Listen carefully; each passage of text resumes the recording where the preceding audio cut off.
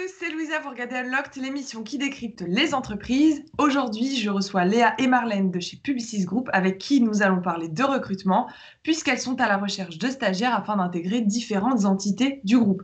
Alors, quels sont les postes disponibles et à partir de quand? Comment se passe l'intégration, l'accompagnement et la montée en compétences? Ou encore, qu'en est-il de la vie d'agence? Eh bien, c'est Marlène et Léa qui vont tout nous expliquer en détail. Mais avant cela, chez vous, si vous voulez retrouver davantage de contenu, vous pouvez vous abonner à notre page YouTube ou nous suivre sur notre Insta en tapant jobteaser_fr. Vous regardez Unlocked et on passe tout de suite au Pitch Me That. Bonjour Léa, bonjour Marlène. Bonjour. Comment ça va? Impeccable. Mais alors, où est-ce que vous êtes là? On dirait que vous êtes dans des studios, Marlène dans une loge. Expliquez-nous. On est dans les studios de production de Prodigious, qui est une entité de Publicis à Aubervilliers. Sympa, ça donne envie. Alors pour vous présenter, Marlène, tu es directrice recrutement et mobilité au sein de Publicis Group. Et quant à toi, Léa, tu es chargée de recrutement et campus management au sein de Publicis Média. Mais Marlène, tu sais le petit challenge qui t'attend. Tu vas devoir nous pitcher en 1 minute 30. T'as vu, je te donne 30 secondes de plus. Tu vas devoir nous pitcher le groupe en 1 minute 30. Alors, est-ce que tu es prête? Je suis prête. C'est quand tu veux.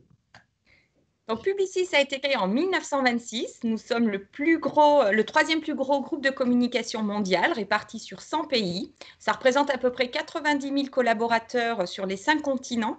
Et on intervient sur toute la chaîne de valeur en passant de la stratégie jusqu'à l'exécution.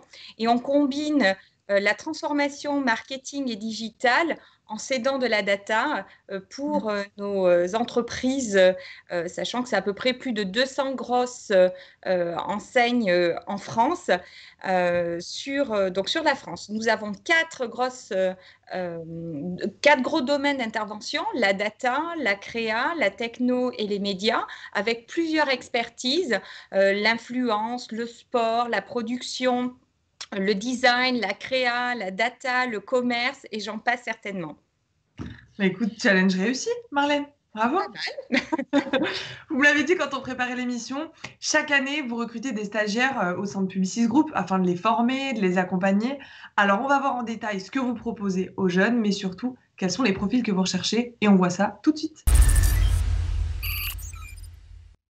Alors, pour parler du contexte actuel, Marlène et Léa, est-ce que vous pouvez nous dire comment est-ce que vous êtes adaptés en cette période de crise en termes d'organisation, de recrutement ou encore de mise à disposition d'outils de travail, par exemple? Alors peut-être Léa, tu interviendras, mais ce que je peux dire, c'est que malgré le contexte, on n'a pas souhaité pénaliser ces populations que sont les stagiaires et les alternants. Donc on n'a pas du tout réduit notre voilure. Après, évidemment, il a fallu qu'on s'adapte en proposant du télétravail, en utilisant des coursiers pour livrer le matériel à disposition. Et puis en termes d'intégration, peut-être Léa, tu peux en parler sur l'arrivée de nos stagiaires. C'est vrai que l'intégration se fait plutôt en groupe, en temps normal. Donc, on invite l'ensemble de nos stagiaires lors d'une journée ou d'une semaine d'intégration. Et là, l'intégration s'est fait de manière plus personnalisée et directement unique en fait, au sein des équipes. Normalement, c'est vrai qu'on a travaillé avec un groupe projet avec l'école de Sciences Po et on avait réfléchi en fait, à un parcours d'intégration gamifié. Donc, on a retenu certains éléments qui avaient été proposés par ces étudiants. Malheureusement, c'est vrai qu'avec la crise sanitaire, ça a été quelque peu perturbé. Mais on espère pouvoir reprendre rapidement ces intégrations un peu plus normalisées. Et vous me disiez, la volumétrie des profils que vous recrutez habituellement, vous l'avez décalée, mais n'a pas été forcément impactée. C'est ça? Oui, effectivement, on a continué à recruter des stagiaires. On en a même intégré pendant le confinement. Donc, comme disait Marlène, via des services de coursier qui ont livré le matériel. Donc, on a continué tous nos engagements auprès des stagiaires et des alternants. Et donc, vous avez maintenu certains avantages comme ticket resto ou des choses comme ça. Ça a été maintenu? Exactement, tout à fait. Alors, pour parler en détail, voir les profils que vous recherchez, donc il existe différents parcours. Est-ce que vous êtes à la recherche d'un type de profil, de diplôme ou encore de formation en particulier? Alors, c'est vrai que du coup, comme Marlène l'a dit, on a 4 pôles de solutions avec des métiers vraiment très divers et variés. Donc, on n'a pas spécialement des écoles cibles. En fait, on va recruter sur tout type d'écoles, que ce soit des écoles de commerce, des écoles de communication, des écoles d'ingénieurs, des écoles de création et bien évidemment aussi des universités. Et après, voilà, la formation, ça va dépendre aussi du métier que tu souhaites faire au sein de Publicis Group. Mais voilà, on n'a pas forcément des écoles cibles, on recrute tout type de profil. Et tu dis que vous recrutez tout type de profil, c'est à partir de quel niveau? Alors, chez Publicis Media, on recrute sur tout type de niveau. On recrute des personnes en première année de licence, par exemple. Donc, je suppose que c'est aussi le cas au sein de Publicis Group. C'est vrai qu'après, on favorise aussi le recrutement des M2, donc des stages de fin d'études, puisque derrière, on a aussi une logique de recrutement, si possible, à la fin du stage. Donc, bien évidemment, on favorise tout type de niveau d'études. Voilà. Et vous m'avez dit, c'est des stages donc, de 6 mois maximum. Il y en a combien de postes ouverts? Alors là, sur la rentrée de janvier, puisque aujourd'hui nous lançons la campagne pour accueillir notre prochaine rentrée de stagiaires et on est sur 150-180 postes à pourvoir, sachant qu'en fonction évidemment des besoins qui se greffent aussi au fil du temps, ils peuvent augmenter. Et donc ça, tu disais, c'est à partir donc les stages début janvier donc 2021. Est-ce que c'est possible, à la suite d'un stage, en fonction des opportunités, de décrocher un CDI? C'est ce que disait Léa précédemment. On favorise principalement les stages de fin d'études pour la simple et bonne raison que c'est plus simple de les CDIser après. Lorsqu'ils sont en licence ou en M1, c'est plus compliqué. Ouais. Donc, dans l'optique, évidemment, d'accompagner, de former ces étudiants à nos métiers, l'idée, c'est ensuite de les CDIser. Ce n'est pas systématique puisque ça va aussi dépendre de son apprentissage, de son intégration au sein de nos équipes et puis du potentiel qu'il va pouvoir déclarer pendant ce stage. Mais c'est possible. Est-ce qu'il y a des choses à maîtriser qui sont impératives pour intégrer le groupe? On a effectivement un prérequis qui est fort et donc du coup c'est la maîtrise de l'anglais puisque comme Marlène l'a dit, on est quand même dans un environnement multiculturel avec des diversités de projets assez fortes. Donc forcément, on va avoir le prérequis de l'anglais. Et ensuite, sur les compétences, on va dire que nous, on est là aussi pour former ces jeunes, les accompagner dans leur montée en compétences. Donc là, le seul prérequis, vraiment, ça va être l'anglais. On parlera de la montée en compétences, notamment grâce à ton parcours, Léa. Comment se passe le process d'embauche? Est-ce qu'il est plutôt classique? Est-ce qu'il y a des petites choses à savoir? Alors, c'est un processus de recrutement assez classique, c'est-à-dire qu'on publie toutes nos offres via Job Teaser. Donc, l'étudiant peut postuler via Job Teaser. Par la suite, il y a un premier entretien avec l'équipe recrutement, téléphonique ou physique. Ensuite, c'est un deuxième entretien avec les opérationnels. Et lors de ce deuxième entretien, tu peux avoir du coup soit un cas qui t'est envoyé en amont pour que tu le prépares et qui est débriefé lors de ton entretien avec les opérationnels. Ou alors, tu peux aussi avoir un cas pendant l'entretien ou après qui est ensuite redébriefé par mail. Donc, c'est possible d'avoir des cas pratiques en fonction des jobs. Ok. Tout à l'heure, je le disais il y a quelques minutes là, on va se baser sur ton parcours, Léa, parce que toi, tu as fait une année d'alternance en tant qu'assistante campus manager. Est-ce que tu peux nous parler un petit peu des missions, de comment s'est passée, toi, ton intégration, comment tu l'as vécue? Alors du coup, j'ai eu un process de recrutement classique. J'ai eu un premier entretien téléphonique avec un membre de l'équipe recrutement pendant 1 heure à peu près. Et ensuite, j'ai eu un entretien directement avec ma future N+1 physiquement. Et là, c'est pareil, j'ai eu un petit cas pratique sur un cas de recrutement où je devais expliquer pour quelles raisons je choisirais un profil plutôt qu'un autre. D'accord. Ensuite, quand j'ai été prise, du coup, j'ai eu une première partie intégration, je puis dire, par mail. Puisqu'en fait, on m'avait envoyé un petit document avec des questions un peu fun auxquelles je devais répondre. Par exemple, quel est ton moment le plus embarrassant? Enfin, voilà, des choses assez bienveillantes quand même, mais pour apprendre à se connaître avant que j'arrive. Et ensuite, j'ai eu une intégration vraiment dans l'équipe. Donc, j'ai pris du temps avec chacun des membres de l'équipe RH, pas que recrutement de Publicis Media. J'ai passé quasiment 1 heure avec chacun des membres. Donc, il y a 12 membres dans l'équipe de ressources humaines de Publicis Media. Donc, voilà, chacun m'a expliqué son métier, chacun m'a expliqué comment j'allais rentrer en contact avec lui. En fait, parce que nos métiers sont quand même tous interconnectés en ressources humaines. Donc, voilà, je travaille avec chacun des 12 membres de l'équipe. Et ensuite, j'ai été intégrée au fur et à mesure auprès des managers pour qu'ils m'apprennent leur métier. Parce que c'est vrai que l'agence média, en l'occurrence, c'est beaucoup de métiers, beaucoup de diversité de métiers, et je ne connaissais pas grand-chose quand je suis arrivée. Donc, j'ai eu cette intégration-là. Et ensuite, en termes de mission, moi, je m'occupe du coup principalement du recrutement des stagiaires et des alternants et de toute la partie administrative. Donc, voilà sur quoi j'ai été impliquée pendant mon année d'alternance. Et à quel point tu as été autonome? Parce que j'allais te demander, tu as été accompagnée par un tuteur, les stagiaires sont accompagnés par un tuteur. Comment ça se passe la relation tuteur-stagiaire? Alors, moi, j'ai eu la petite particularité, c'est-à-dire que au sein de l'équipe recrutement, le poste que j'ai occupé venait d'être créé. Donc, du coup, voilà, très peu de personnes avaient la compétence et les connaissances campus. Donc, ça a été un peu de l'auto-formation, un peu autodidacte. Donc, ça, c'était vraiment super parce que à ce jour, c'est l'expérience via laquelle j'ai le plus appris. Et justement, j'étais le plus autonome. On m'a très vite confié des responsabilités. Et ensuite, effectivement, j'ai quand même eu un backup de la part de mon N+1 et même du reste de l'équipe en réalité, donc de 12 autres personnes qui ont su m'accompagner, que ce soit sur du soft skills ou sur des hard skills, notamment sur la partie légale, puisque quand tu traites des contrats de stage ou d'alternance, tu as quand même un peu la loi qui rentre en jeu. Voilà. Donc, du coup, j'ai vraiment été accompagnée aussi par le directeur RH juridique. Donc, tu es accompagnée tout au long, même encore aujourd'hui. J'ai fêté les 3 ans chez Publicis en septembre. Et pour autant, j'ai encore besoin d'être accompagnée et j'ai toujours une équipe super qui est toujours là pour t'accompagner, peu importe que tu aies 3 ans ou 2 ans d'ancienneté chez Publicis. Donc bien entourée pour découvrir tous ces parcours-là. Marlène, Léa, est-ce qu'au sein de Publicis Group, de façon générale, il y a des parcours d'intégration en interne?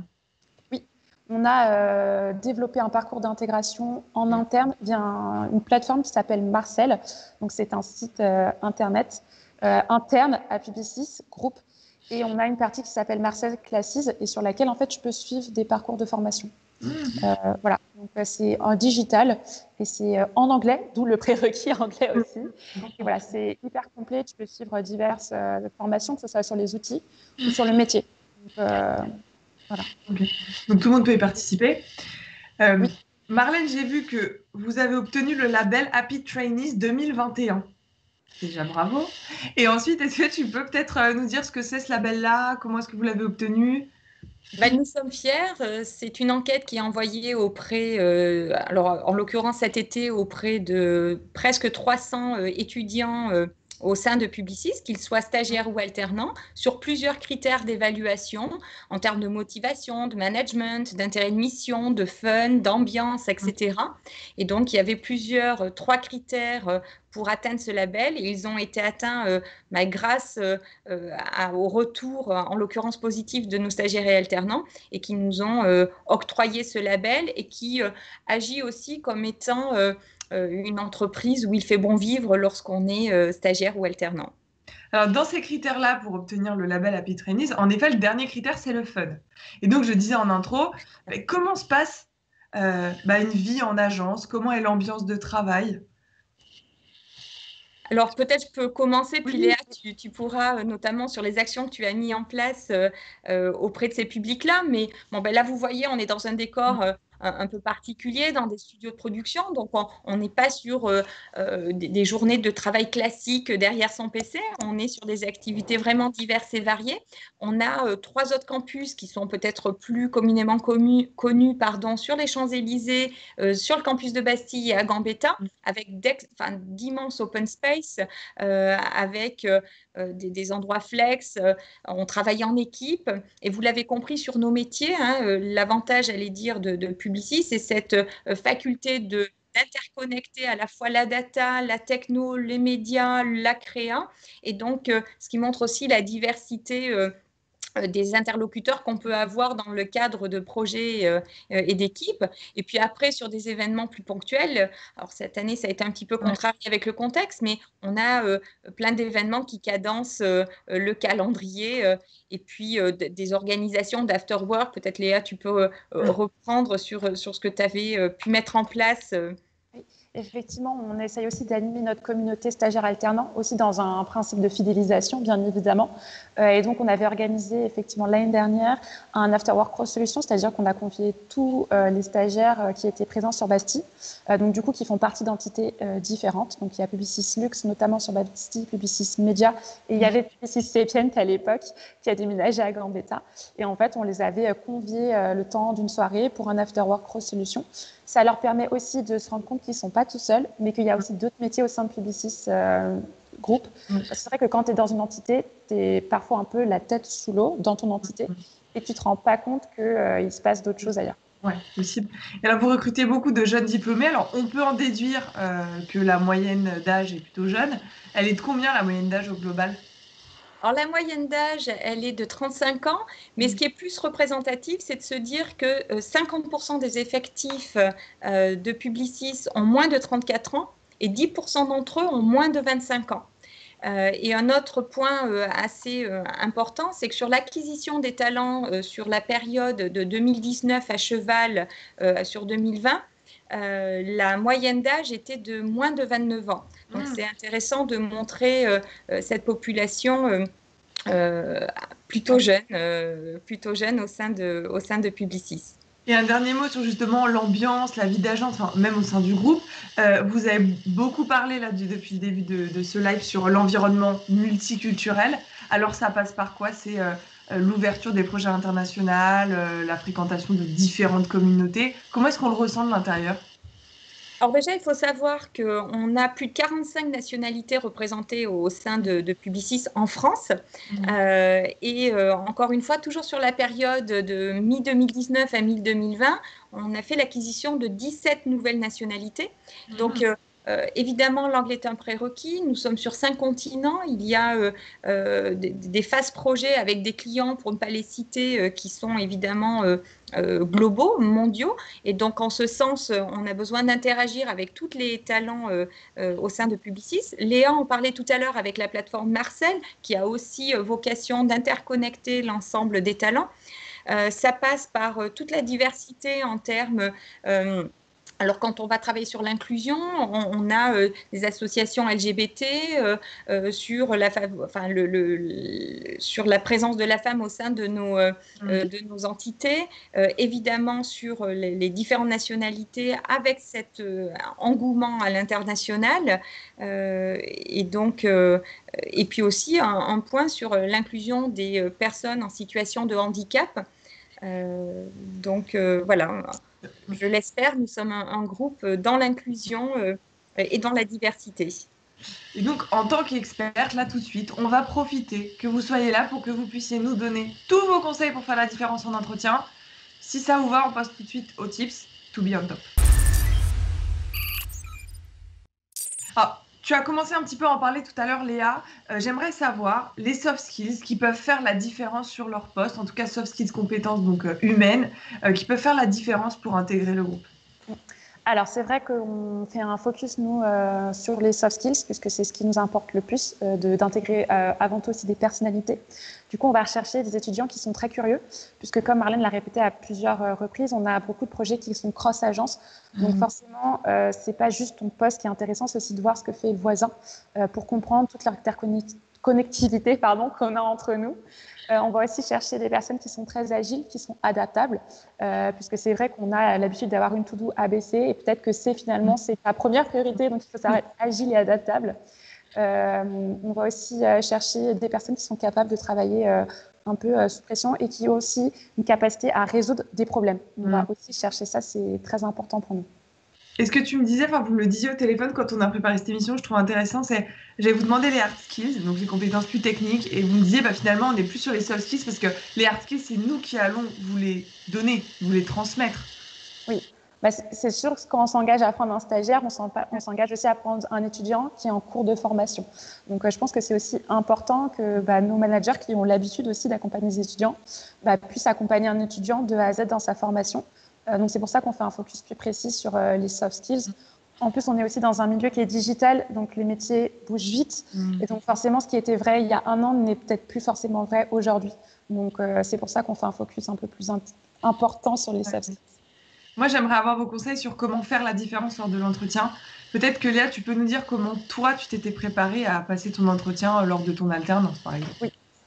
Du coup, effectivement, je m'étais bien préparée pour le coup, puisque c'est vrai que comme on a diverses entités et différents métiers, il faut quand même réussir à démêler un peu ce qui se fait. Donc, le premier conseil que je peux donner à tout étudiant, c'est de se préparer. Voilà, c'est de prendre du renseignement. On a la page Job Teaser, on a des pages LinkedIn, on a des pages... on peut trouver partout des informations sur Publicis Group et sur l'entité qu'on souhaite rejoindre. Donc ça, c'est vraiment important, ça va être la préparation. Ensuite, ce qu'on aime bien aussi, c'est que si c'est possible, bien évidemment, les étudiants puissent venir avec un projet professionnel ou personnel qui a un attrait avec le professionnel et qui nous en parle.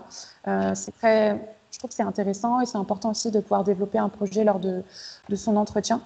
On va aussi avoir un petit focus sur la tenue vestimentaire. Alors, c'est vrai qu'au day-to-day, on est plutôt sur un look décontracté, comme ça se voit aujourd'hui. Mais c'est vrai que pour l'entretien, on a aussi envie que l'étudiant puisse faire un effort pour s'adapter aussi s'il a une rencontre client lors de son stage. Ça fait preuve aussi, on peut voir que l'étudiant est capable de s'adapter à un style vestimentaire. Donc ça, c'est aussi important lors de l'entretien. Pour donner des exemples concrets, pour toi, comment est-ce qu'on vient habiller? Tu peux me donner des exemples. Comment est-ce qu'on vient habiller en entretien? Exemple, est-ce qu'on vient en jean, basket, chemise en haut? Est-ce qu'on vient en pantalon derby? Enfin, dis-nous comment est-ce qu'on vient habiller. Alors, pour les garçons, un petit pantalon, c'est très bien, avec une petite chemise ou un haut neutre. J'ai cru que tu allais dire un nœud papillon. Non, pas du tout. Alors, s'ils veulent, mais alors, petit fun fact, j'ai eu un entretien avec un étudiant qui était venu en costard et il m'a plus un petit peu, tu vois, mis la pression pour l'entretien qu'autre chose. Donc voilà, un petit pantalon, un haut neutre, et puis pareil pour les filles, voilà, s'ils veulent mettre une robe, une jupe, il y a aucun problème, voilà, quelque chose d'un petit peu plus habillé, si je puis dire, à prêter. Et au day-to-day, on est beaucoup plus cool, on peut venir en jean si on le souhaite. Voilà. C'est possible en tout cas. Marlène, est-ce que pour toi en entretien, c'est important de venir avec ses questions, de poser des questions, de s'intéresser aussi peut-être aux recruteurs? Quels sont tes conseils là-dessus? Je dis toujours qu'un entretien, c'est une attractivité qui doit être réciproque. Donc évidemment, nous, on va avoir des questions parce qu'on va être curieux, on va être intéressé par rapport au parcours, au profil, aux intérêts, en l'occurrence de l'étudiant. Mais je pense que c'est bien que l'étudiant s'interroge aussi sur le quotidien de son stage, sur les questions qu'il peut poser lors de l'entretien. Donc, on aime bien, nous aussi, être challengés. Et je pense que c'est important. Léa parlait de préparation. Et la préparation, ça passe aussi par la découverte, évidemment, de qui nous sommes. Mais si dans les renseignements qu'il a pu glaner, il n'a pas l'exhaustivité de ses réponses, je pense que c'est important qu'il puisse aussi, lui, s'interroger et nous challenger et oui, nous poser des questions. Et le body language, vous y êtes attentive ou pas lors des entretiens? Alors évidemment, après, il faut aussi se dire qu'on est sur des populations qui sont jeunes, qui sont apprenantes. Et donc, je pense qu'il faut être un petit peu indulgent aussi avec eux. Certains vont être plus timides, plus réservés, d'autres beaucoup plus à l'aise. On va aussi détecter ce qu'on va pouvoir leur apprendre. Donc, évidemment, il faut mieux toujours être ouvert, plutôt souriant et puis pas être stressé. Je pense qu'on est dans un environnement où on met plutôt les gens à l'aise, mais il faut aussi tenir compte de leur jeune expérience sur ce type d'exercice qui n'est pas un exercice évident. Pour leur donner un petit tips aux étudiants qui nous regardent, est-ce que pour vous, c'est valorisant de faire un retour, de faire un mail après l'entretien pour voilà, recontextualiser en vous remerciant, en disant qu'ils ont bien compris telle chose, telle chose? Est-ce que ça, c'est quelque chose que vous appréciez, que vous recevez souvent? Léa, tu as peut-être plus l'habitude. Oui, c'est vrai que j'en reçois plutôt pas mal. Ouais. Effectivement, ça fait plaisir. C'est sûr que c'est toujours intéressant. C'est vrai que, par exemple, tu vois, je dis à un étudiant, rendez-vous dans une semaine pour la suite du processus de recrutement. J'aime bien qu'il n'attende pas la fin de cette semaine pour me relancer. Je trouve que c'est toujours un petit peu plus... c'est gage d'intérêt. Après, voilà, si on ne le fait pas, c'est pas... espiant et on ne va pas disqualifier la candidature de la personne, si tu veux. Mais voilà, on est toujours sensible à ce genre de petite attention, c'est sûr. Est-ce que tu peux juste nous dire deux mots? Tout à l'heure, tu disais, c'est vrai que ce qui peut faire la différence, en tout cas ce qu'on aime bien, c'est lorsque le candidat parle de son projet professionnel. Comment ça se passe? C'est-à-dire, est-ce qu'il vient avec, je dis n'importe quoi, est-ce qu'il doit t'envoyer un PDF en te disant voilà mon projet, voilà ce que je compte faire, etc., etc. Est-ce qu'il doit t'apporter, bon alors là c'est en visio, mais comment toi est-ce que tu vois ce projet professionnel? Comment est-ce que tu veux qu'on te le pitch? Alors, c'est pas forcément un projet professionnel qui est construit de A à Z. C'est qu'il me raconte comment il va pouvoir valoriser son stage qu'on propose chez Publicis Media au travers d'un futur projet professionnel. Donc, c'est juste de comprendre qu'effectivement, il y a une logique à sa candidature pour ce stage-là. Parce que c'est vrai qu'on reçoit quand même beaucoup de candidatures sur nos postes, parce que voilà, c'est des postes marketing digital, c'est un peu en ce moment, par exemple, chez Publicis Media. Et en fait, c'est très, très large comme notion, si tu veux, le marketing digital. Donc, du coup, c'est vrai que j'aime bien creuser parce qu'on me dit marketing digital, mais pour moi, ça veut tout et rien dire, malheureusement. Ouais. Voilà. Et donc, du coup, j'aime bien qu'ils me disent, Si tu veux, voici mon projet professionnel. Effectivement, c'est pas ce que je vais faire. Le stage, c'est pas à 100% ce que je vais faire dans 2 ans, mais ça va apporter ça, ça et ça. Et comme ça, je sais qu'il aura envie d'apprendre avec nous et qu'il est vraiment intéressé. Donc, c'est pas d'arriver et me montrer un business plan. Si tu veux, c'est pas très grave. Mais il te détaille ses appétences, ce qu'il aime, ce vers quoi il a envie de tendre. Je comprends bien. Exactement.